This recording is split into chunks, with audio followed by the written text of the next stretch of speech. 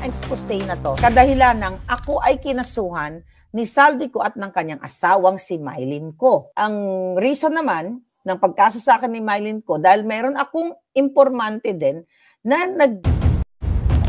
Zaldico, bumili ng bagong bahay sa Forbes Park. Magkano nga ba? Saan galing ang pera? Ayon kay Maharlika o Bojack TV, binisto na niya umano ang pagbili ng bagong property ng mag-asawang Zaldico at Mylene Ko. Ngunit sandamakmak na kaso ang sinampa laban sa kanya. Kasama na rito si Martin Romualdez na sinasabing walang katotohanan ang kanyang mga aligasyon. Alam natin na sarit-saring kontrobersya ang kinakaharap ni Zaldico sa mga nagdaang araw. Isa na rito ang budget insertion na isa sa mga dahilan kung bakit kailangang imbitahan sa pandinig sa Kamara. Ngunit pinagtatakpan naman ito ng mga kaibigan niya sa Kongreso na si Abante at Janet Garin. Sa ngayon ay wala na sa Pilipinas si Zaldico. Nagtatago na nga ba dahil guilty o nagkasakit lang? Ano sa palagay nyo mga kababayan? Nagkaroon ng congressional hearing kung saan ay pinagdidebatehan nila or pinag-awayan nila kung papatawag ba itong si Elizaldico. Pinipigil ni Garin na ilabas ni Toby Tiangco yung USB. Nako, yung USB na yan, ano? Patungkol nga dyan sa mga kawatan ng flood control. Bakit ito pinipigilan na i-present si Zaldico? Kumbaga, pinagalanan na nga siya ni Bangag, di ba? So, ang nakikita nga natin dyan ay nagka-onsehan na yung mga yan dahil si Elizaldico, as sinabi na rin ni Inday Sara yan dati, last year, na dalawa lang ang humahawak ng budget ng Pilipinas during 19th Congress, ano? Si Romualdez at saka si Elizaldico. Sinabi ni Inday yan at yung mga expose ko din sa inyo tungkol nga dito kay Elizaldico, according to my source, ay bumili pa ng bahay sa Forbes Park. Ito kasing application na ito, ginagamit ko to para mag-present ng evidence sa kaso ko kay Elizaldico, kay Mylene Ko, kasi yung mag-asawang yan, kinasuhan ako. Pati si Mel Robles sa PCSO, pating asawa niya, kinasuhan ako ng mag-asawang yan dahil ang kaso nila sa akin, defamation, dahil sinisira ko daw kanilang pangalan at sila ay pure and pristine, hindi sila magnanakaw at hindi sila nakikinabang sa pera ng bayan. So since si Zaldico muna ang pag-uusapan natin, sinabi ko na to sa inyo, itong mga expose na to ng 2013. July 19, ito yung unang nakikita ko dito, 2023. Ang article from Philippine Star tungkol sa issue ng nakaraang sinasabi ng Puting Ahas na itong contractor, sabi niya hindi ito blacklisted for the following reasons. Kumbaga, sinendan niya ako ng article from August 17, 2021. Ang article is COA, PSDBM has not blacklisted overpriced DepEd laptop. Ito yung kinasangkutan ni Zaldico. Okay, noong 2021. Ang issue na ito, sabi dito, the Commission on Audit has called out the procurement service of the Department of Budget and Management over its failure to implement last year's audit recommendation to blacklist the supplier of the pricey and outdated laptops worth 2.4 billion for the Department of Education. In its 2022 annual audit report on the PSDBM, the COA noted that based on the validation conducted by its audit team, the previous recommendation to come up with a resolution of the termination of contracts or blacklisting of suppliers in connection with the controversial laptop procurement deal was still not implemented by the PSDBM as of December 31 last year. The Blacklisting and Termination Review Committee has not yet conducted blacklisting proceedings over the subject contracts. Thus, a resolution on the termination of contracts or blacklisting of suppliers has not been issued, according to COA. This was contrary to the PSDBM management's claim that the resolution on the termination of contract and the blacklisting of the supplier was already submitted to the head of procuring entity. Yun ang nakalagay dito. Ito yung mga panahon na tinitira nila nga si Inday Sara para i-impeach. Mga issue dito sa DepEd at yung mga issue ng laptop scandal nitong si Saldico. So ngayon, kaya sinad sa atin ito ng ating puting ahas, sabi niya hindi ito blacklisted for the following reasons. The contractor is actually Congressman Saldico, Chair of the Appropriations Committee, Bagman of Tambaloslos. Number 2, sinabi niya dito, another issue, mga kababayan, October 1, 2023. Madam, ako to, A1 information. As of September 2023, 6 Forbes properties were sold at the right price to Tambaloslos. Dapat imbestigahan din itong si Tambaloslos, itong si Martin Romualdez, etong si Zaldico. Kasi nga, sila ay magkakasabwat. According to this information, na pinresent ko sa inyo noong 2023, the reason na kinasuhan ako ni Zaldico at ng kanyang asawa. Dahil sa expose na ito. Okay? Isa sa expose na ito na pinresent ko sa District Court of California. Dito, sinabi ng ating puting ahas, as of September 2023, 6 na Forbes Park properties ang naibenta o binili ni Tambaloslos, ni Romualdez. Zaldico's newest house in Forbes Park has 2 basement floors to house all their money bundles. So may 2 basement floors, according to my informant, ang bahay ni Zaldico sa Forbes Park. Kaya kung gusto talagang solusyonan, gusto talagang mapanagot ng Congress, ng Senate, si Zaldico at ang kanyang asawa, dapat ipatawag siya. At katulad ng ginagawa nila dyan kay Diskaya, na ni-raid nila ang bahay dahil sa mga luxury cars, dapat ganun din, i-raid din nila yung mga nabiling bahay, according to my puting ahas, ni Zaldico. Kasi inamin nila ito, mga kababayan, sa kanilang declaration na yes, bumili sila ng bahay diyan sa Forbes Park. Pero syempre, ang depensa nila ay pera nila. At itong bahay na to sa Forbes Park ay kabibili lang nila. Recent lang yan, panahon ni Bangag. Ulitin ko mga kababayan, si Zaldico po ay 2023 ko pa in-expose dito sa vlog ko. Itong binabasa ko sa inyo, tungkol sa bahay ni Zaldico na pa-forensic na ito. Alam mo dito sa Amerika, it's amazing.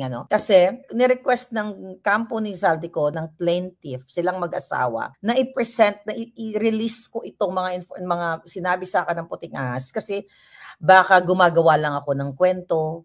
Di ba? Madaling gumawa ng kwento na baka, kunwari may nag-send sa kanyang puting ahas, pero wala naman pala. So dito sa information na ito, pinresent ko, actually it's ongoing, yung case. Ito ay in-extract itong mga mensahe na ito at ipinresent ako sa korte para makita nila, actually ang gusto nila makita, yung metadata ng information na totoong may pinanggalingan itong mensaheng ito, itong messages na ito. The problem ay hindi nila, itong app na ginamit namin, o ginamit ng puting ahas, hindi nila makita kung sino talaga ito. Kaya, ano ang pagkakakilanlan nitong puting ahas na ito. Kaya gigil na gigil itong kampo ni Tambaloslos, ni Ko, ni Robles, ni Lisa Tanas na nagkaso sa akin. Kasi gusto nilang ma-pinpoint actually kung sino ang puting ahas ko kasi gugurgurin nila yan. So hindi ito bago. Ang expose ni Bangag, hindi siya ang nauna. Ako ang unang-unang nag-expose nitong mga kontraktor-kontrata na ito. Kaso lang, syempre, alam mo naman sa atin, dyan sa gobyerno, sa Kongreso, Senado, hindi naman sila mag-iimbestiga kaagad-agad. May mga inaantay pang mga eksena. So, October 31, ito yung message sa atin ng extraction na kinasasangkutan ni Lisa Tanas at yung kapartner ni Lisa Tanas sa business na si Francis Chua. Ito yung tatay ng 2 batang kinidnap mula sa Turkey na mga anak ni Sheena na tinawag kong distressed mother. At dito, nakadikit din ang pangalan ni Zaldico. October 31, 2023. Ang sabi ng ating putang ahas, Bangag version, naghiwala yung negosyanteng si Francis Chua at Mrs. niya. Ito nga si Sheena. Pero actually, hindi Mrs. yung partner niya. Hindi sila kasal ni Sheena. Umalis ng bansa si Mrs. dala yung mga anak. Dahil lango sa pulburon at alak, ginamit niya ang Avengers led by Thor at ilang tiwaling opisyal ng ISAF na isagawa ang unauthorized and unofficial extraction ng mga anak sa Turkey gamit ang ilang dorobong opisyal at agents ng ISAF. Kaya humiling ng 2 more weeks si Bianca at Thor dahil yung papalit na hepe na si Teofilo ay hindi sang-ayon sa ganitong sistema. Pinapaliwanag ng Puting Ahas na ang grupong Avengers are causing so much demoralization among junior officers dahil nagsusumigaw ang korupsyon. Influence peddling at pagyayabang ng mga ito na kailan sila nagre-report at hindi kay Kuting. Ito yung tinatawag pa nating Kuting si Bangag. So pinapaliwanag dito ng ating Puting Ahas kung ano yung nasa likod ng story nung pinresent ko sa inyong noon na hindi pa natin mabuo yung puzzle, ang boses ni Social Secretary Bianca Zubel, Social Secretary ni Bangag, yung voice messages ito. Ito yung pinapaliwanag ng ating Puting Ahas. Liz, hi. Sorry to bother you, but I just got a call from Thor, and they're a bit concerned because they've gotten an order daw that the chief of ISAP is supposed to be changed by Tuesday, and there are people that are out to do some extraction. If it's possible to just keep the ISAP as is daw para hindi magulo yung extraction kasi 2 weeks pa yata or something like that. Or please call Thor. I might be saying the wrong things, but Thor needs needs help from you. Thank you.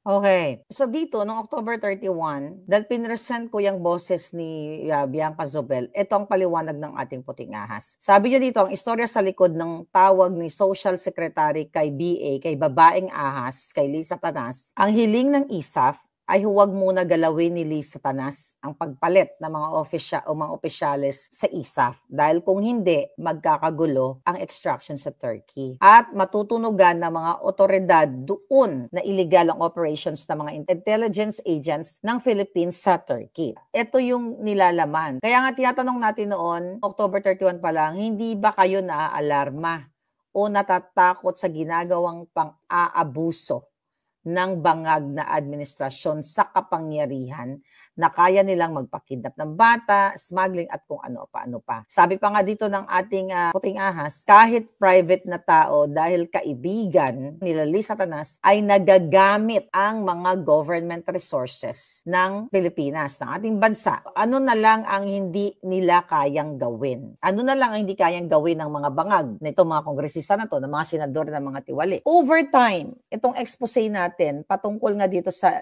extraction na ito, lumabas, nakasabwat pa sa kidnapping, nag-facilitate pa itong Chief of Staff ni Sandro Marcos na si Yeye Vivas. Dahil binasa ko sa inyo yung text messages ni Yeye Vivas at ni Francis Lloyd Chua patungkol dun sa meeting nila with Liz Satanas para gawin nila yung pag-extract o pagdukot sa mga bata. Dugtong-dugtong ito. Kaya talagang lubog na lubog kayo. Then dito sa pinakahuli, according to our source, ang nasabing Francis Chua is age 40-ish and a contractor. Contractor din si Francis Lloyd Chua. In-expose siya ni Sheena Makapinig. Ipatawag din yan. Okay, grabe. Ang dami ding mga companies niyan na mismo yung dati niyang partner pinresent sa authority ng Belgium, kaya sila nabigyan ng protection dahil kasabwat ni Liz Satanas si Francis Lloyd Chua na kontraktor din sa gobyerno. May mga hawak din na mga kumpanya itong si Francis Lloyd Chua at kumikita din ng maybe billions of pesos. Kasi dito, sa huling message na ito, sabi dito, ang nasabing Francis Chua is age 40-ish and a contractor. Bata ni Tambaloslos. At siya ang naawardan ng kontrata para gawin ang Tacloban Airport. Kasabwat rin ito ni Congressman Zaldico, chair ng Appropriations Committee. Kaya mga palangga, bakit ayaw nila ipatawag si Zaldico? At itong mga expose na to, kadahilan ng ako ay kinasuhan ni Saldico at ng kanyang asawang si Mylene Ko. Ang reason naman ng pagkaso sa akin ni Mylene Ko, dahil meron akong informante din na nagbigay sa atin ng information na bumili sila ng bahay sa Paris, nagpasara sila ng mga ng boutique, yung lavish lifestyle nila. At according to my source, etong si Mylene Ko na asawa ni Zaldico, ang koleksyon ng Hermes ay sobrang gara. Diba? Ito yung dahilan. Kaya, kinasuhan nila ako. Kaya bago pa nagdadakdak din sa Kongreso at Senado, meron munang isang maharlika na nagdadakdak at tumutuligsa sa mga kontraktor na ito. Mga illegal na kontraktor. Nakita nyo? Ang dami kong in-expose. Sabi ko ito, grabe ang kahayupan nila. Okay. Ang dami kong breaking news nung nakaraang taon na in-expose ko sa